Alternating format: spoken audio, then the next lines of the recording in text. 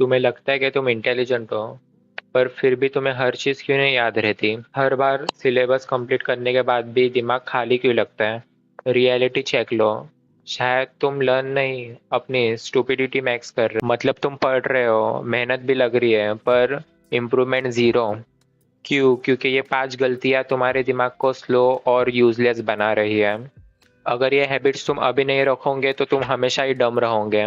Point number 1, the study illusion looks productive, does nothing.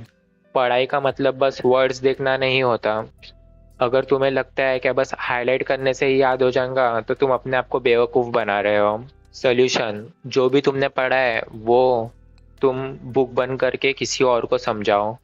अगर समझा पाए तो समझ लेना, क्या तुमने जो पढ़ा है वो तुम्हारे दिमाग में घुसा है।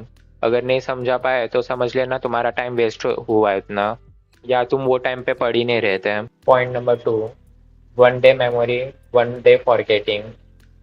क्रेमिंग का मतलब है क्या तुम अपने मेमोरी का रिसाइकल बिन भर रहे हो। सुबह तक सब डिलीट हो जाएगा, क्योंकि तुम इतना सारा एक साथ पढ़ लोगे तो तुम्हारे दिमाग को ओवरलोड हो जाएगा, और 90% चीज़ तो तुम भूल ही जाओगे।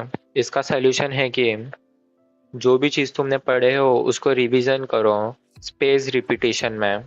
जैसे अगर आज तुमने पढ़ा तो उसको अगले 3 दिन बाद रिवीजन करो, और फिर वो 3 दिन बाद रिवीजन करने के बाद उसके बाद और 7 दिन का गैप दो, फिर रिवीजन करो। ये साइकिल तुम्हारे दिमाग में जो भी तुमने जो पढ़े हो वो उसको टेम्पररी मेमोरी से परमानेंट मेमोरी में शिफ्ट कर देंगी। Point number 3, the tutorial scam, watching is not equals to learning. तुम्हें लगता है तुम सिर्फ वीडियो देखने से ही स्मार्ट हो जाओगे? गलत। तुम अपने दिमाग को बस फूल कर रहे हो। सॉल्यूशन, जो भी तुम चीज़ देख रहे हो उसे अपने एक साइड में बुक रखो, और फिर वो बुक के अंदर नोट करते चलो, वो छोटे छोटे पॉइंट्स में, जो मेन पॉइंट्स रहते हैं जिससे तुम्हें याद हो। और फिर लेक्चर तुम्हारा ख़त्म हो जाए तो वो नोट्स बंद करके, लेक्चर बंद करके याद करो, एक्टिव रिकॉल करो क्या तुमने क्या पढ़ा था। अगर तुम्हें नहीं याद आ रहा दिमाग पे बहुत जोर डालने के बाद भी, फिर तुम अपने नोट्स खोल के देखो, और फिर उसमें से जो पॉइंट्स बनाए हो उसमें से फिर याद करो क्या तुमने जो अपना लेक्चर देखा था उसमें से आप तुमको कितना आ रहा है। Point number 4, multitasking, brain bandwidth destroyer. Multitasking से लगता है क्या तुम बहुत प्रोडक्टिव हो, पर रियलिटी में ऐसा नहीं होता।